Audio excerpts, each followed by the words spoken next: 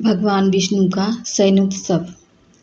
आषाढ़ मास के शुक्ल पक्ष की देवशयनी एकादशी से देव प्रबोधिनी एकादशी तक भगवान विष्णु 4 मास तक शयन क्यों करते हैं, आइए जानते हैं। पौराणिक मान्यता के अनुसार भगवान विष्णु ने आषाढ़ मास के शुक्ल पक्ष की देवशयनी एकादशी के दिन शंखासुर दैत्य का वध किया और युद्ध में किए गए परिश्रम से थककर वे क्षीर सागर में अनंत शैया पर शयन करने चले गए।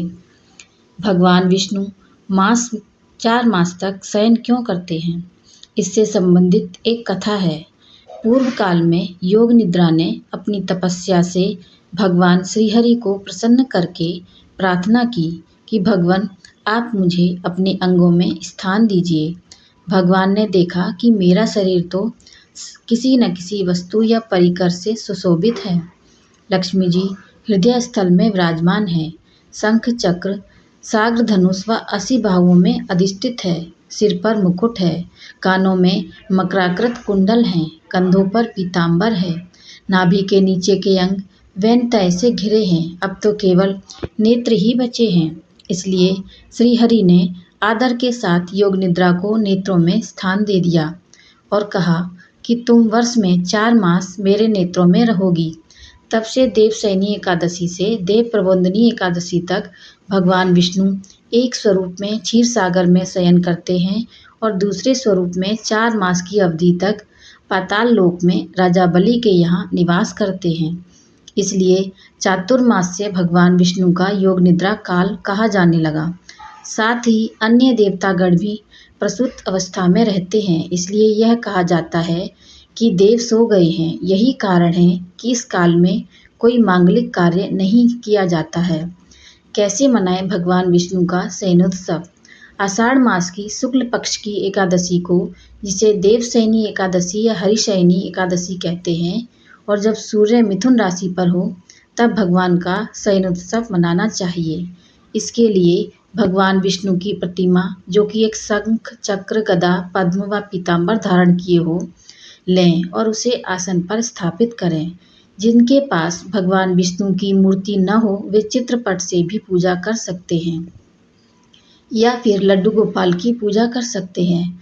भगवान के शयन के लिए एक सुंदर पलंग लें जिस पर सफ़ेद चादर बिछी हो व सफ़ेद तकिया व ओढ़ने के लिए सफ़ेद चादर रखा हो। भगवान की शैया को सफ़ेद पुष्पों से सजाएं।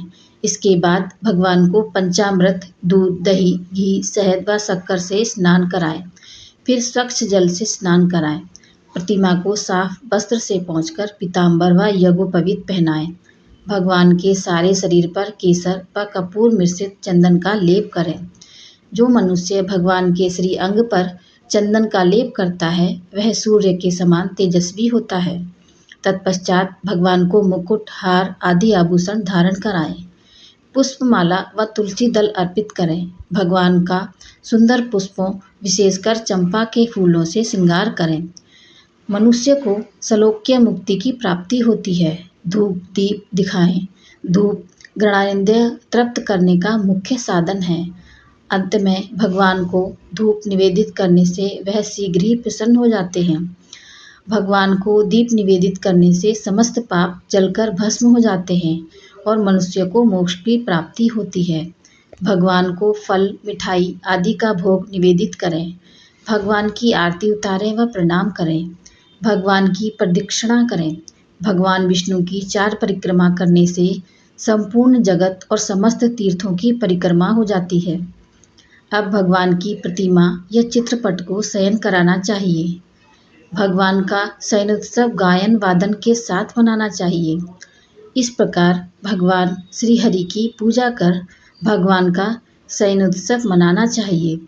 किसी वेद पाठी ब्राह्मण से इस दिन पुरुष सूक्त का पाठ करवाएं तो अति उत्तम है। शयनोत्सव के बाद ब्राह्मण को फल, मिठाई, दक्षिणा आदि का दान करें। इस दिन स्वयं भी फलाहार करें, क्योंकि इस दिन से भगवान एक स्वरूप में राजा बलि के यहाँ पाताल में निवास करते हैं।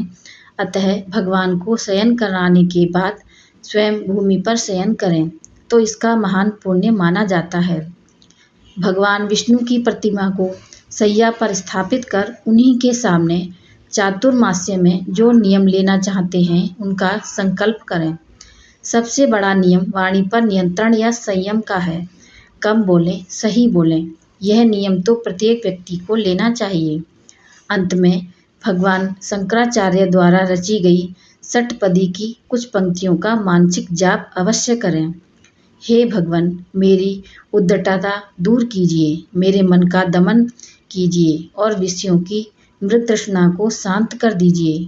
प्राणियों के प्रति मेरा दया भाव बढ़ाइए और इस संसार समुद्र से मुझे पार लगाइए। हे नाथ, मुझ में और आप में भेद न होने पर भी मैं आपका ही हूँ, लेकिन आप मेरे नहीं हैं, क्योंकि तरंग ही समुद्र की होती है, तरंग का समुद्र कहीं नहीं होता है। इस तरह जगत के पालनहार भगवान विष्णु का भक्तिपूर्वक पूजन कर लेने से मनुष्य को ज्ञान और अंत में मोक्ष की प्राप्ति होती है। जय श्री हरि विष्णु। मेरी ये वीडियो आपको कैसी लगी मुझे कमेंट करके ज़रूर बताएं और मेरे चैनल को लाइक शेयर और सब्सक्राइब ज़रूर करें। धन्यवाद।